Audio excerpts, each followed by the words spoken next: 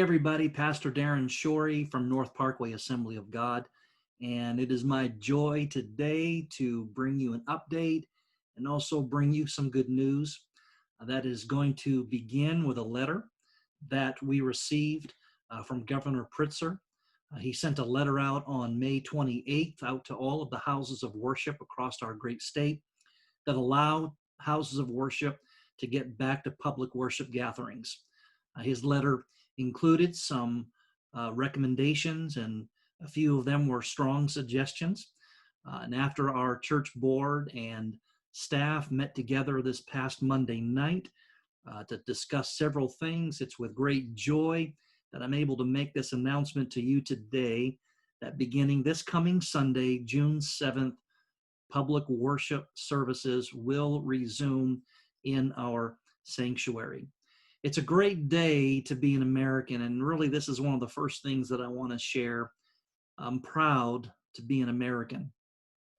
I want to express a big thanks and an appreciation to someone who our church has been supporting in prayer greatly, and that's to our President, Donald Trump. I want to thank him for his bold and direct words to our nation's governors to essentialize church gatherings and the ministry of the church. So to our president, we're very thankful, and we continue to pray for you. I'm also honored today to be the pastor of a great church. I want to express my thanks to our church's board and to our staff and to many others who, through this time, you've been patient, you've been faithful. Maybe I could say it this way, certainly our faith and our patience has been stretched to the borders maybe, but there's still been an overall support not to defy any state or city guidelines that were established to attempt to protect the health of all of us, but especially those who were and are at a higher risk. North Parkway Assembly, we can hold our heads high. We can continue our ministries in this city with the same respect from those who we do life with and our community leaders that this church has maintained for a lot of years. The integrity of the gospel message in our city has been protected and not compromised on any levels. A few things from my heart today that I want to share with you before we get into the details of what our reopening, our resuming of public services in the sanctuary will look like.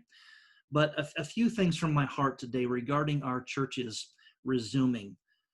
I not only have a high priority to get all our church family members back together for worship, but I also have a high priority to help each one get on a new spiritual level. Folks, our people have been and are going through a lot as a result of this pandemic. Some of your friends, some of my friends, our church family have been literally falling apart, some emotionally, some in relationships, some relapsing of hurts, hang-ups, habits, addictions, and some spiritually falling apart, feeling like God is just a million miles away. There's also been a serious lack of reaching out to people in our city, those who need the ministries of our church. And obviously, our church isn't solely responsible for broken people and lost souls here in our city, but we do share in the responsibility, and our part is greatly significant to God. God forbid that any soul spend eternity in hell because of what we didn't do.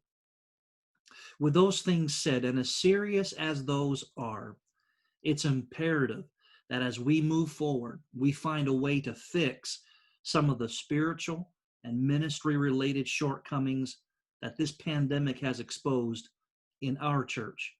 I can't speak for any other church in our city or across this great country, but in our church. And that first one is the lack of our commitment to the Great Commission. Unfortunately, though having a sense of community is one of the most valued benefits of being a part of a church family, it can also be part of the problem. When the church isn't growing, when the church isn't teaching people what Jesus taught his disciples, and the church isn't developing people to share their faith regularly. And regularly, people are giving, surrendering their lives to our Lord and Savior, Jesus Christ. The second thing is that a lack of living out the Great Commission in our daily lives. This pandemic has uncovered a very serious problem within our church and many churches, if not all churches, that too many churchgoers today have such a dependency on weekend church services for their spiritual diet, and they didn't know how to fix the feeling of being a million miles from God in His presence. I want to tackle these two things as we prepare to resume this coming Sunday, June 7th at 10 a.m. We'll be in worship. But as we move forward into the future of this church, there are some things that I really feel like we need to have our attention on. And two of those things, again, come by way of the Great Commission and the Great Commandment. You're going to hear a lot more about that. These issues and others certainly won't be fixed overnight. But it's important to me that you know I'm not looking to resume or to reopen our building and put all my efforts into making things look like they used to at our church. I've never been more motivated than I am today to get away from normal church. I pray that many of you are feeling the exact same way, and in your spirit is leaping today hearing some of these things coming from me. Something in you and me now should be getting excited about getting back to church. So let's get ready to enter a new season, a new day, and see what God has for us and what He wants to do through us. So let's now get into some of the details of what Sunday services are going to look like. Thank you for hanging with us so far into this video, and pray that those few things that I shared will really speak to your heart and excite you. But I know that you're also wondering, what will resuming Sunday services look like at North Parkway Assembly of God? Well, again, guys, we have a high priority to get all of our church family back together for worship. To achieve this, we will have some precautions in place. Now, there are two reasons for the precautions that we're taking. First, we want people to be safe. And second, we want people to feel safe. Both of those are equally important. Surveys have been being taken. Matter of fact, here in the Assemblies of God, the District of Illinois, we have been a part of, our church has been a part of a survey that went out across all of the churches and constituents, members of our churches. And we have learned some things through these surveys and other surveys, this survey and other surveys, but we've learned that there are at least three categories of people that we need to be aware of as we reopen our doors.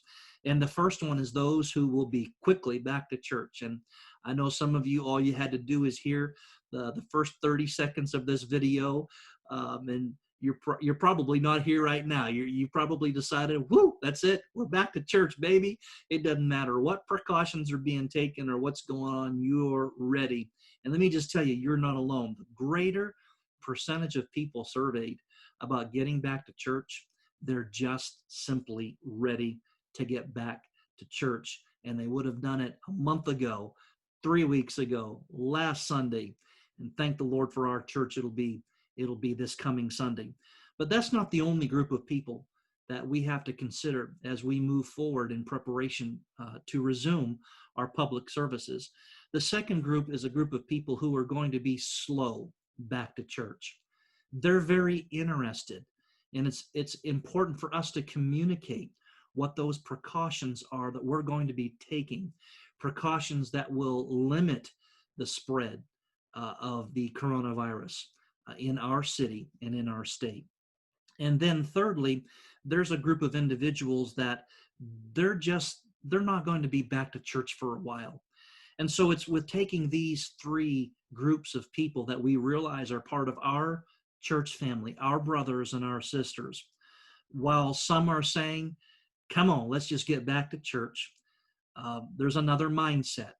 there's at least two other mindsets, two other groups of brothers and sisters that do feel a little bit differently. And again, my priority, our board and staff's priority, is to get all our church family back together for worship. So I'm not going to mention every step that we're taking. That would just be a long list that would probably cause you to nod off a little bit. But I do want to share some of the precautions that you're interested in, and it's good for you to be aware of. And the first one is that traffic in our facility is going to be limited to our sanctuary. So unless you're part of a small group, which we call them e-group encouragement groups, that's meeting prior to service in a different area of our facility, we're going to be limiting our traffic to the sanctuary area only, okay? The lower part of our main building, which is where we have our King's Kids preschool and daycare, that area will be closed off and shut off. We will be using the lower doors for that entrance because that happens to be where our elevator is also located. But there will just be the two entrances open, the one entrance up at our main drive, right on North Parkway Drive, and then the lower entrance where our King's Kids, that our King's Kids uses, but also it's where our elevator is for those who need to have that in order to get into our facility. We're also strongly suggesting that masks be worn while entering and exiting the building. And any time that social distancing would be less than 6 feet, we ask you to use those masks. We will have masks available for you as well if you happen to forget yours or don't have one. We will have two designated areas in our sanctuary where masks must be worn throughout the entire worship service. Those choosing to worship in general seating may feel free to remove your mask once you're in your seat and situated with your family. You may feel free to remove your mask during the worship time. But again, we will have two areas designated for those who are not only feeling more comfortable to wear their mask, but are going to feel more comfortable about those who are worshiping even within a 10-foot area, 6-foot space, also wearing a mask. We will be doing contactless temperature scanning. Now, we have ordered a few of these units, and we will have them at both entrances and at our lower and our upper entrances. We also are not going to be serving any food or drinks until further notice. I know that's a bit of a heartache for many of us, but we someday may get back to that. But until then, right now, we will not be serving beverages or food prior to our services. Also, we're going to have throughout our sanctuary, there will be offering or giving stations. Giving envelopes, guest cards, pens, offering basket, sanitizer will all be on these stations throughout the sanctuary. You'll also notice that seating has been arranged to facilitate social distancing recommendations from CDC as well as our governor when you get to our church. Our nursery is open for diaper changes and nursing mothers only, and we will monitor that. And also at this time, there won't be any children's church ministry.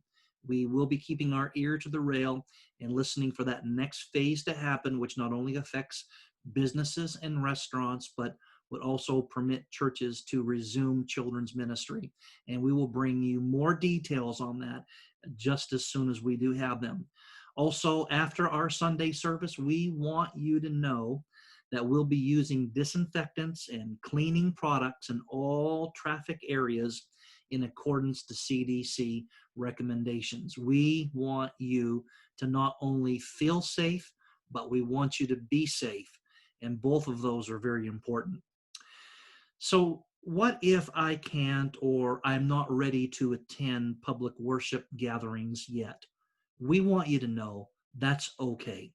If you don't feel well or you're in a high-risk group due to health conditions, Or if you're simply wanting to be cautious and give this a little more time before you come back to public worship gatherings, we want you to know that's perfectly fine. Please worship with us through either our online ministry. You can watch at home via our live stream that we'll be doing both on our Facebook page as well as on our website.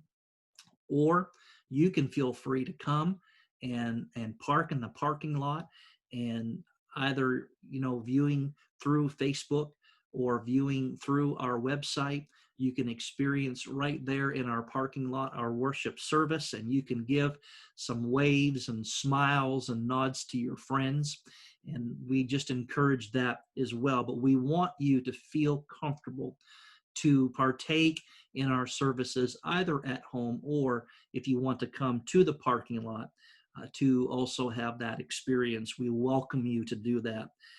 Giving, that's always an online option for us. I know there are several folks who are looking forward to giving their tithes and offerings and their other commitments that they've made to different ministries such as world missions.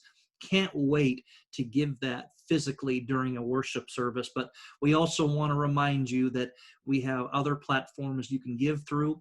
You can give through our website at npag.cc, and we have a giving link. You just click that link. It's very easy to follow, and you can make a one-time contribution. Or you can download our Give app, and that's G-Y-V-E, not G-I. It's G-Y-V-E, Give app. You can find that at your app store on your electronic device. You can download that app to your electronic device, and then you just simply search North Parkway Assembly of God, Pekin, Illinois. You'll find us there, and through that app, you can give safely. So we encourage you to keep on giving. We're excited where the Lord is wanting us to go from this point forward. And you and I both know to do that, it takes faithfulness from God's people in giving to do that ministry. In conclusion, thank you for watching this video. I really hope that you've been encouraged. I pray that you've maybe even been challenged a little bit. But most importantly, if getting back to church is something that you've been anxiously awaiting to do, then I'm just excited to see you this Sunday at North Parkway Assembly of God, 1209 North Parkway Drive, Pekin, Illinois, at 10 a.m. God bless you.